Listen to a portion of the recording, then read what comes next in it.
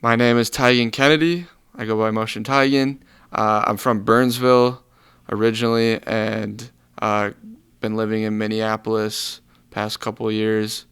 Just moved to Bloomington now. Hi, my name's Tiegen. How you doing today? If it's an artist that I'm introducing myself to, I'll probably just tell them I'm Tiegen. I probably won't throw up my artist name right away, but we'll chop it up a little bit, then I'll squeeze it in there, show them everything. It's more of like somebody of a friend of a friend. It's more so that than it is like a stranger for the most part, but there's an occasion here and there where I've ran into the situation. What stood out so far in the last couple of years, I think just my like leap from where what I was doing and how like quickly I was able to go from like an open mic to actually performing on like a bigger stage. That group of time just kind of flew by pretty fast. So that stood out to me. How did I discover 507cc? I discovered 507cc. I did a show at the Black Horse, I think, with Pelly, and I kind of linked up with 507 there and chopped it up a little bit and just followed each other, fucked with each other, and here we are now. My last meal would definitely be a Chipotle burrito, chicken or maybe something new that they have, like the adobo chicken or something. Oh, let's see. So this is outside of music, a creative project that I used to do with my friends all the time is we used to make just stupid ass YouTube videos and kind of along the lines of like some Steve Brule kind of stuff, just nonsensical. But I'm pretty proud of those. We would just come up with like a basis of a story and just kind of run with it and make some stupid YouTube video out of it. And hopefully it was funny. We thought it was funny, so that's all that really mattered. But yeah, I think there's one called "Those Are My Shades," and that one, yeah, it's pretty ridiculous. I get stage fright every time. I don't think there's been a time where I haven't.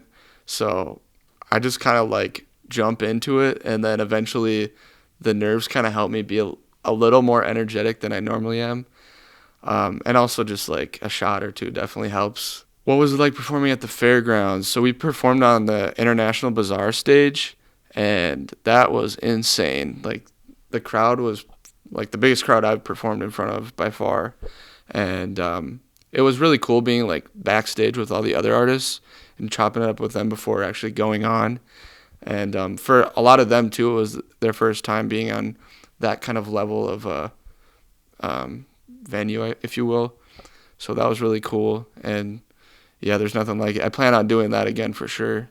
The secret sauce to my art is probably just a lot of the time when I record stuff, I will just talk gibberish into like a microphone to get a melody.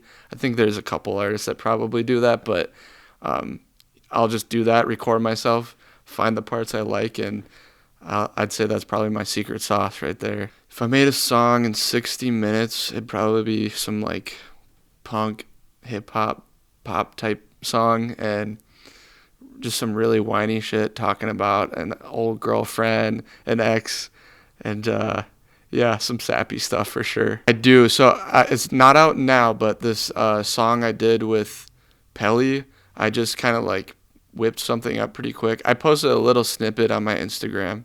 I think it's like the first video.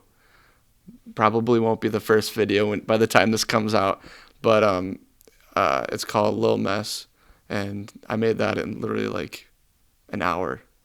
Um, well, I'd probably wake up out of my bed in my mansion, walk down to one of my wives making scrambled eggs and bacon, uh, and then I'm gonna pass that plate away and go run out to Krispy Kreme instead and tell her she can have that instead, and then come back to the crib, hop in the pool, jump out of the pool, go in the studio, make the same shit I've been doing. I don't know. I think I'll probably have ventured into another avenue at that point, but you never know. I don't have any kids, but I do have a pet, and he's the best dog ever. Oh, I've actually been looking at a couple places to potentially move to. I know maybe it sounds a little generic, but like I was looking in Florida. I've been looking at Arizona, somewhere warmer. But I'll always come back to Minnesota at the end of the day. I do like coming here. It's a pretty deep question, but like I deal with depression here and then, and that shit's hard. So if you're dealing with any like mental issues or like I don't know anxiety, that's tough too. But for me, I'll come across times where it's just really hard to like get past that. But music definitely helps. Alive, probably either a pop punk band. So obviously like Blink 182 is one of my. I've just always listened to them from when I was younger to this day. So either Mark Hoppus, Tom DeLonge, one of those guys. Travis Barker would be cool to meet too. But if I'm going into like the R&B realm, probably like Jeremiah. Yeah. My dream feature or collab for an artist that is no longer living would probably be, shoot. I mean, Juice WRLD is the most relevant. That would be really cool, but that's really hard. I don't know. That's tough. Maybe randomly just Jimi Hendrix would be really cool. Who do I think I was in a previous life? Part of me wants to go to an animal, so I'm just going to say maybe like a wolf, just because I got a close-knit group that I keep around, and I just kind of feel like it's a wolf pack. Shout out Alan, The Hangover.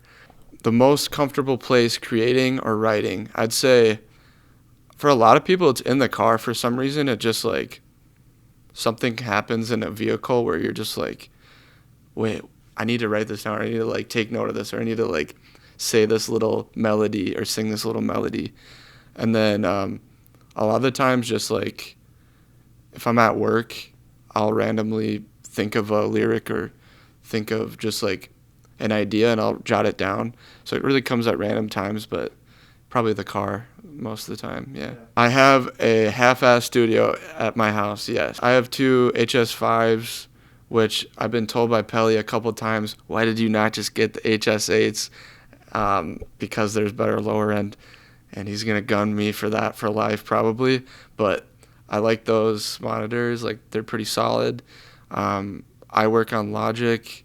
I have a MPK49 keyboard that I do put all my samples through and do all my like piano playing, drum sequencing on that.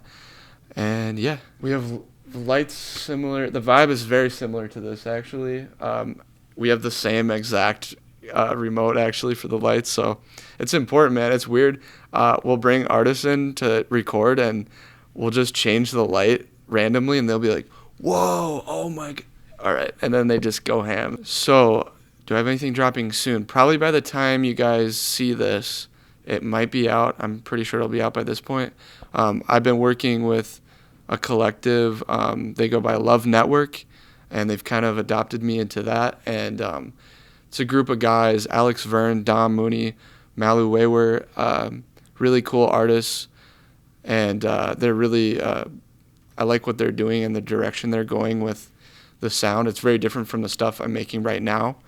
And I'm super excited to show people that.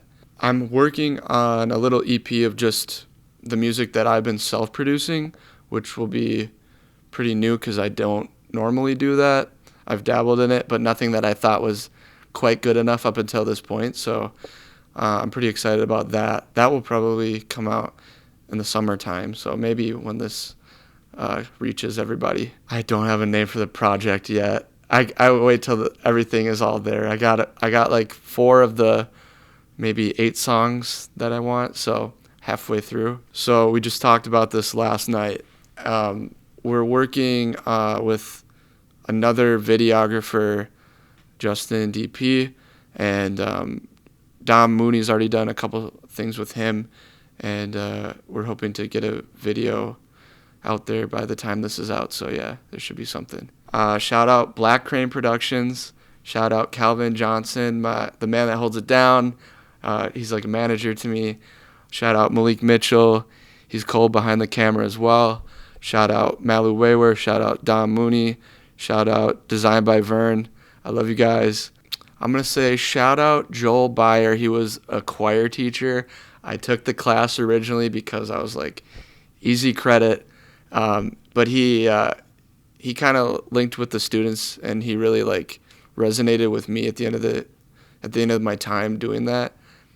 It went from a joke to something real. So shout out Mr. Joel Byer. Yeah. Shout out basically all of my cousins. I have a bunch of them. Shout out Joel Carlson. Shout out Sebi Coco. You know who you are. And shout out just my family, like my intermediate family, my mom, sister, my dad. They've always supported it and believed in it. So my dad always had a really cool sound system set up. He had a bunch of records, like vinyl records, mainly 80s like rock, but a lot of punk as well. He had all of Offspring. I think it was Offspring. He had like every Offspring album.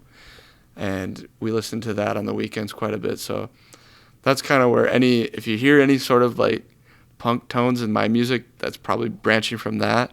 And then also 96.3 was a radio station that played specifically hip hop, R&B, rap. It's no longer a radio station, unfortunately.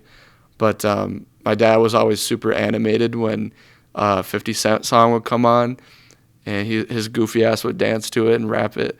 My mom was like, about it, but yeah, that was the music background with them. So